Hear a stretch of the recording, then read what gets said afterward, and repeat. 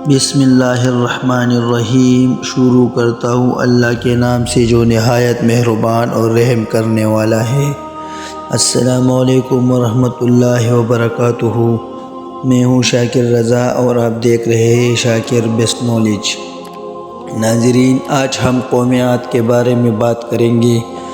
قوم عاد وہ قوم ہے جس کو اللہ جل جلالہ نے بے تحاشا طاقت سے نوازا تھا، جس کو قرآن کریم میں ستونوں والے کہا جاتا ہے۔ ناظرین، اسی طاقت کے غرور میں قوم عاد نے اپنے نبی کی بات نہیں مانی، جس پر اللہ جل جلالہ نے اس پر ایک عذاب کو نازل کیا، جس کے بارے میں آج ہم اس ویڈیو میں بات کریں گے، تو اس ویڈیو کو لازمی اینڈ تک ضرور دیکھیے۔ ناظرین، حضرت ہود علیہ السلام اللہ تعالیٰ کے مشہور پیغمبر ہیں، جن کو اللہ تعالیٰ نے قوم عاد کی طرف نبی بنا کر بھیجا تھا۔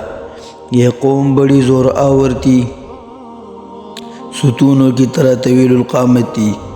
ایسی قد و قامت والی اور طاقتور قوم کو نہ ان سے پہلے پیدا کی گئی اور نہ ان کے بعد، اس لیے قرآن کریم میں اس کو ذات العماد یعنی بڑے ستونوں والے فرمایا گیا۔ یہ قوم عمان سے لے کر حضرموت اور یمن تک 13 برادریوں میں پھیلی ہوئی تھی اور تمام برادریاں کافر تھی۔ اس قوم کا زمانہ عیسیٰ علیہ السلام سے تقریباً 2000 سال قبل اور حضرت نوح علیہ السلام سے 400 سال بعد بیان کیا گیا۔ یہ قوم شاندار محلات میں رہتی تھی، جس کی وجہ سے عیش پرست بن گئی اور طاقت کی نشہ میں اتنی مدہوش ہو گئی کہ کسی کو وقت نہ دیتی تھی۔ پروردگار عالم نے ہود علیہ السلام کو قوم کی طرف اپنا رسول بنا کر بھیجا۔ انہوں نے خدا کی توحید کی دعوت دی کہ اس کے سوا کسی کی پوجا پاٹ نہ کرو، اور میں تم سے اس نصیحت و تبلیغ پر کوئی معاوضہ نہیں لیتا۔ اس تبلیغ پر مجھے میرا رب ثواب دے گا، اور گزشتہ خامیوں سے توبہ کرو، تمہاری سرکشی اور نافرمانی کی وجہ سے جو تم پر بارشیں بند ہو گئی ہے۔ اب فرمان برداری اور استغفار کی وجہ سے تم پر بارشیں برسنے لگے گی اور تمہارے باغات اور کھیتیاں تر و تازہ ہو جائیں گے۔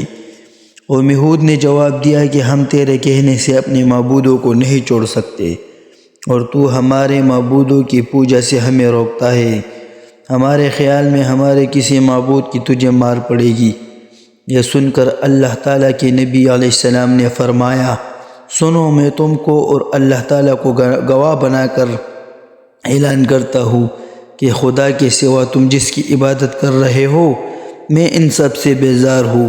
اب تم اپنے ساتھ اوروں کو بھی ملا لو، اور تم سے جو کچھ ہو سکے مجھے نقصان پہنچا دو، اور مجھے کوئی مہلت بھی نہ دو، اور نہ مجھ پر کوئی ترس کھاؤ۔ جس قسم کا نقصان تمہارے بس میں ہے مجھے پہنچا دو۔ میرا توکل پروردگار عالم جل جلالہ پر ہے۔ ان لوگوں نے کہا، کیا تم اس لیے ہمارے پاس آئے ہو کہ ہم صرف ایک خدا کی عبادت کریں اور ان معبودوں کو چھوڑ دیں جنہیں ہمارے باپ دادا پوجتے تھے؟ اگر تم سچے ہو تو لا دکھاؤ عذاب جس کا تم خوف دلاتے ہو۔ جب ہر طرح کی نصیحت سے قوم باز نہ آئی، ہمیشہ پیغمبر کی نافرمانی کرتے رہے۔ خدا کی نافرمانی کی وجہ سے ان پر بارش بند ہو گئی، فصل اور باغات جل گئے۔ پروردگار عالم جل جلالہ اتنا مہربان ہے کہ اس زمانے میں کفار بھی جب خانہ کعبہ میں جا کر التجا کرتے تھے تو اللہ تعالیٰ ان کی فریاد بھی سن لیتا تھا۔ تو قوم عاد کے بڑے بڑے رئیس 70 آدمی قربانیاں لے کر مکہ مکرمہ روانہ ہوئے۔ بارش کے واسطے دعا کے لیے لوگ منزل قطع کر کے مکہ مکرمہ پہنچ گئے۔ وہاں معاویہ بن بکر کے گھر اترے۔ عرب کے لوگ مہمان نواز ہیں۔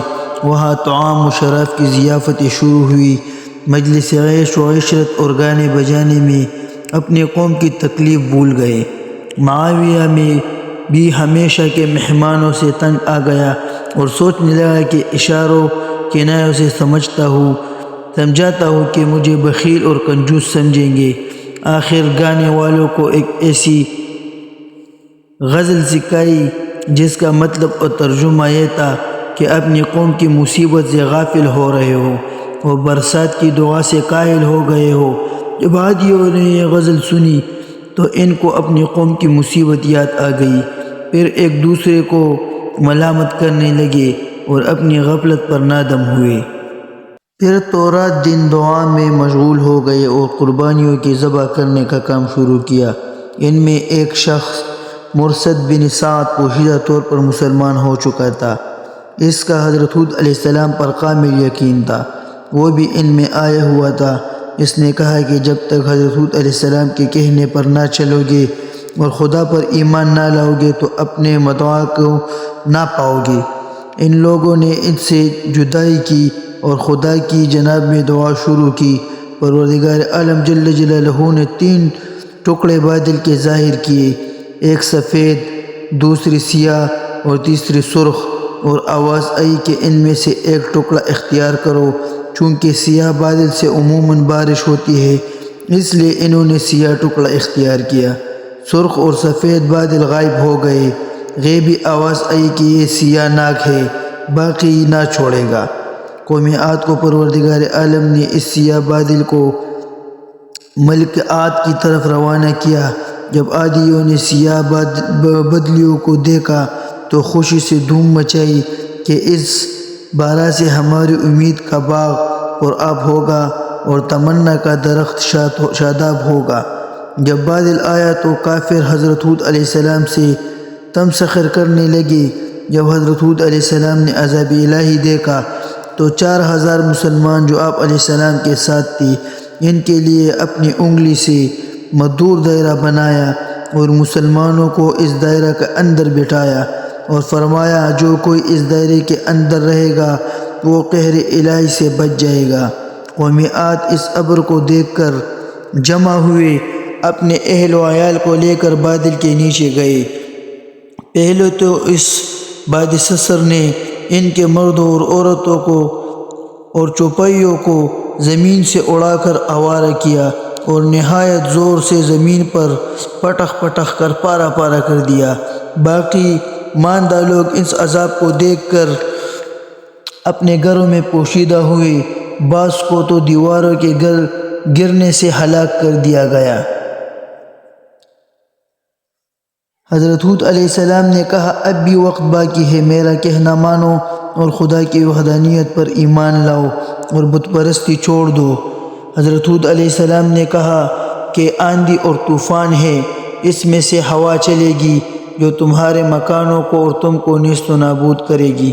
لوگوں نے جواب دیا کہ تم ہمارے زور اور قوت کو جانتے ہو، پھر بھی ہم کو ہوا سے ڈراتے ہو اور اس کی شدت اور تندی سے ڈراتے ہو۔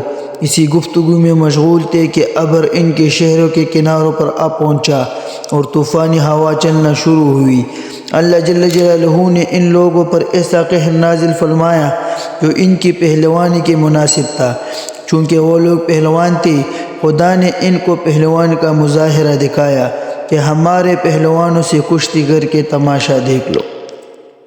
عادیوں کو ہوا نے نہایت زور و شور سے زمین پر پٹخ پٹخ کر پارا پارا کیا اور بعض لوگ اپنے مکانوں کے اندر مارے گئے۔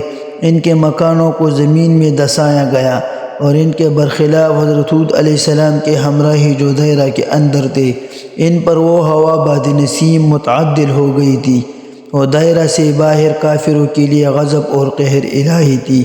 عادیوں کے باغات مکان تباہ و برباد ہو گئے اور مسلمان حضرت ہود علیہ السلام کے ساتھ سلامتی سے باہر آئے اور اپنے رہنے کے واسطے نئے مکانات بنائے۔ جب حضرت ہود علیہ السلام کی عمر مبارک 464 سال ہو گئی تو دار فانی سے رحلت پذیر ہوئے۔ وادی برہوت کے قریب حضر موت کے مشرقی حصے شہر تریم سے قریب آپ کا مزار واقع ہے۔